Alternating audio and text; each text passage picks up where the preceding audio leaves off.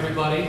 On behalf of Terrakai and CX Tech, I'd like to welcome you to today's Technology Summit here in sunny Syracuse, New York. It's actually the first time I actually been in Syracuse. Usually I drive past it going to Boston or Albany or home. So it's great to be here. I'm actually part of the Senior Technical Support Specialist at Ingram Micro. I'm part of the pre-sales team there. I get the opportunity to come out and speak at events like this, kind of talk about some of the technology that we might be working with your providers such as Terrakai or CX Tech. We're working with them on bringing solutions. So today we're going to go over things that are going on in unified communications beyond what we know is VoIP. All right. Now, how many people out there are implementing some kind of VoIP solution right now in their environment? Pretty much everybody, right? My mom and dad are implementing VoIP. Okay, it's Vonage. It's simple. Or Time Warner Cable. I think the technology now has matured to the point that we've seen that the use of it is going further. But what we're going to talk about today is kind of some of the unified communication story. Where that really comes in and what now we've enabled. Now we got the baseline done. What else we can do with it? So how many people are implementing some kind of unified communication solution in their environment? Well, maybe we can mention more about what the opportunities lie there. So everybody had no clicker, so my lovely wife will be moving the slides, so we're right ahead. So what we're seeing here is really business. As the slide kind of goes over business and transition, we're really seeing now that we got the capabilities. It doesn't matter what time zone you're in, business still needs to be done. We need to be able to be available for our customers. It's a 24/7, 4-hour, response time, whatever SLA you have set up with your customers or what you need to have done. We're going to be looking into kind of implementing that, right? Business never sleeps. Your competition certainly doesn't. What we're doing to do that and how we're trying to bring these things together in real time.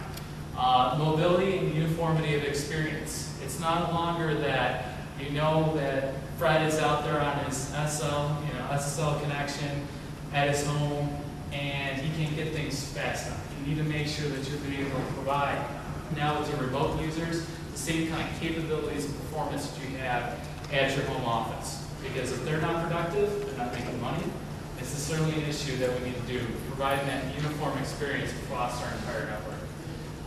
Working moments, we're going to go into that, trying to make sure that instead of breaking up your day into trying to take care of checking your cell phone, checking your voicemail, checking, what's up on the website, oh, by the way, something's gone down, trying to make more of the time that you're using more productive. Security and surveillance, so certainly now with the implementations, we're doing this over with using video, how we're going to try to bring this thing together. The last 2 points is going to be our new and changing regulations, HIPAA, SOX. I just heard of one in another training that I never even heard of. It starts with A, ends with another A, I think, for what we're trying to do with business continuity and surveillance. Business continuity, data, back-end data recovery. And the last thing is business continuation, continuance. We need to make sure that if we all have to go to another site to do something, what we're being able to provide our users is going to be comparable so we can be as productive as possible. Next slide. Okay. This might be kind of a no-brainer type slide, but it bears repeating. What is driving business today? If there isn't a solution that we're providing, it doesn't solve the business need. It's going to be something that's not worthwhile. It's not worthwhile as you're looking into. There's a study there's been multiple studies by IBM about things that CEOs are looking into or are keeping them up at night. One of them is, of course, being profitable and also making sure that the workforce is productive. Okay, and how they are going to be able to do this is by utilizing some of these capabilities. From a CEO perspective, decreasing the cost, increasing ROI, and optimizing investments, right? So that's what they're thinking about from the top end. This is how we're going to make things happen. But the CIO's perspective, the key things are going to be streamlining those assets, protecting the investments, and more importantly, minimizing risk. So if you're buying this big shiny piece of equipment, that's great. You've got the CEO to pay for it. Now, as CIO, you have to make sure that that investment is worthwhile and that you're not jeopardizing your entire company in case it goes down. Okay? growing revenue. You know, obviously we don't have to tell you guys, I mean, the economy has changed, things are changing rapidly in the market, you have to respond to it. So that means transforming, from the CIO perspective, transforming the customer service and the speed of business processes. So you need to make sure that you're on top of what's going on to be able to provide that. You need your infrastructure to follow with you to that place. Increasing competitiveness and then improve business agility. So you want to make sure that we're improving productivity of our individual workers. Like I said, if somebody's at their home office, we need to make sure they're just able to get work done as if they're sitting in your, you know, at the actual main headquarters, working on reports, developing ROIs, and getting billable time. Also, business agility, making sure that you're on top of what the next big thing is going to be. Next slide. Now, you've been hearing, probably everybody in every discussion you've probably heard so far today has been about green IT, climate change, needing to do, you know, you also hear the phrase, needing to do more with less. Now, what we're seeing is that there's also these kind of three big topics: changing demographics, employee virtualization, and externalization of business is kind of key things here.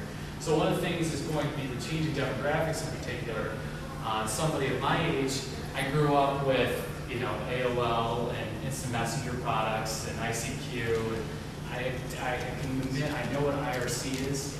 Okay, I know what that is for some of the old schoolers. You know, we've been used to a way that I have a cell phone, I have my IM, I have everything. I'm watching television and I'm playing a video game at the same time. This kind of capabilities, this multitasking type of environment, is changing what we're doing with the landscape. So we're having it more that we're looking for, have more resources in front of us to be able to quickly enable these kind of opportunities. Unified communications is bringing along a lot of those kind of features. The next step is going to be with employee virtualization. You know, it's not all about the main office. It's not all about even the branch offices anymore. It's about the home office. It's about an employee that you have with a strategic account somewhere in a space. Maybe they're not even in this country anymore. You need to make sure they're able to get the same kind of security, protection, and compliance information as you have at your home office. They are going to need to do this. So the typical headquarters is changing. We have virtual workspaces, wireless networking is, of course, taking us in different places where maybe I'm not going to even have a desk. I have a workspace. I plop down my laptop, plug in and go. I don't have to worry about traditional infrastructure.